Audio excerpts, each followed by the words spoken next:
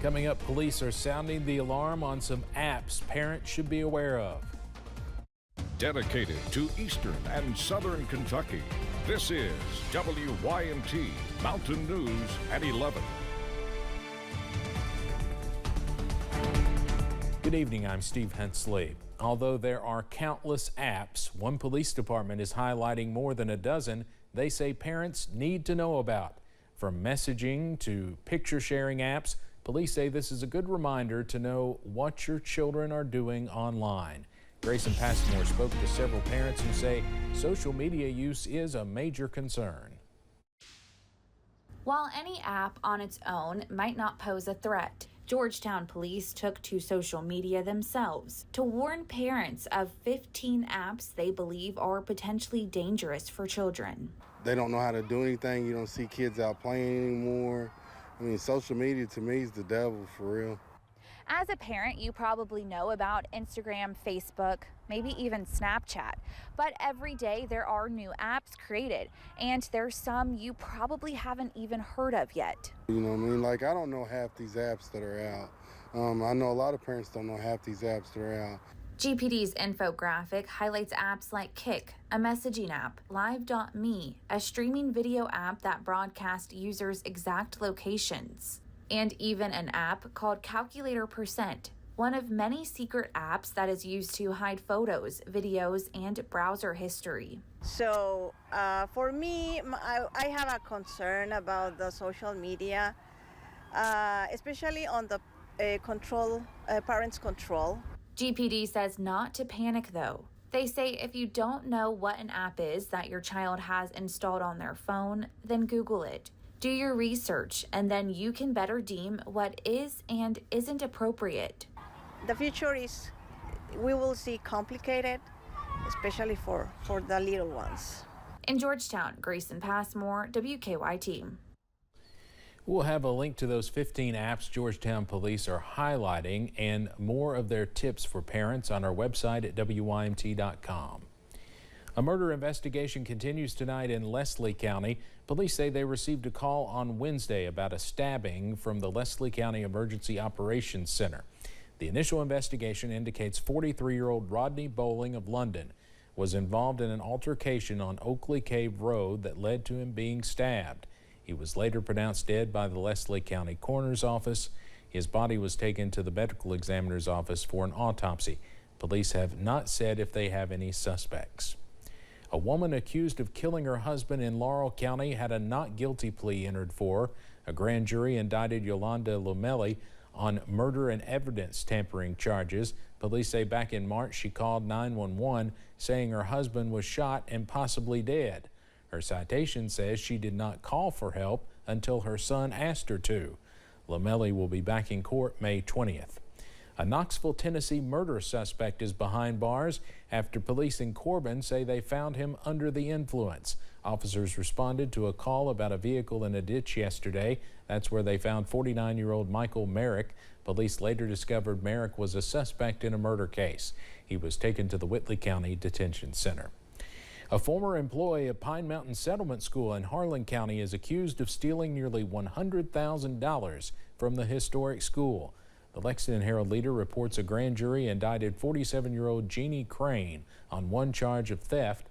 The indictment says Crane used money from the school for personal uses between 2018 and 2023.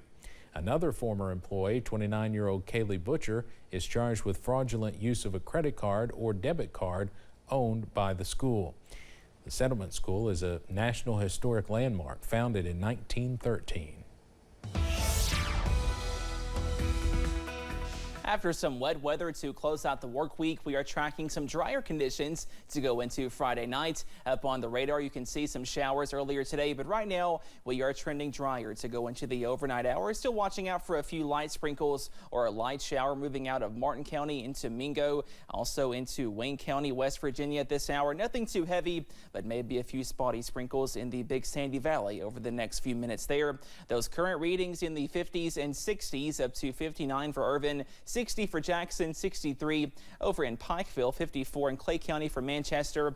And most of us wake up in the upper 50s to lower 60s to walk out the door and kick off this weekend as we stay mainly dry overnight. A small chance of a stray shower, and that will continue tomorrow. Only a small chance of a shower on your Saturday. The big story this weekend, we are warm as highs top out in the middle to lower 80s. Also watching out for that next weather system by Monday night and Tuesday of next week. More details on that weekend forecast coming up in just a few minutes. Steve? Cameron, thank you. As we first reported last night at 11, a new study shows a serious problem with substance use among children in schools. The study from Infinite Campus shows substance use among elementary kids has increased more than 400%. It's increased more than 200% among middle school students and more than 100% among high school students. Police say there could be serious consequences even from vaping. It's very dangerous and it affects people differently, but there's just not enough studies being done about it to know the full term effects about what this is going to do to your body. Kentucky lawmakers passed House Bill 142 this year that deals with school boards adopting more preventative and treatment programs for students caught vaping or with other substances. Dream Appalachia hosted its first poverty conference today in Martin County. The conference brought agencies and organizations from around the region to Inez to discuss the problems and progress in the plight of Appalachian poverty. Attendees say the conference was a great way to spark conversations about economic development, healthcare, industry, and more by bringing everyone to the table. How we're going to succeed in bringing new jobs into our future is by creating an ecosystem where everyone has an opportunity to thrive. And that's everything from education to entrepreneurship and small business. And so it's great to be able to network with a group of folks here today and share those ideas.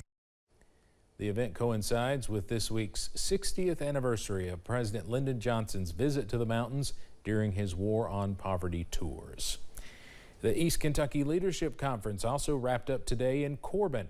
Hundreds of folks gathered to take part in conversations on how to improve the region, with this year's theme being Comeback Communities. East Kentucky Leadership Foundation Chairman Peter Hilly says these conversations help make changes in the long run.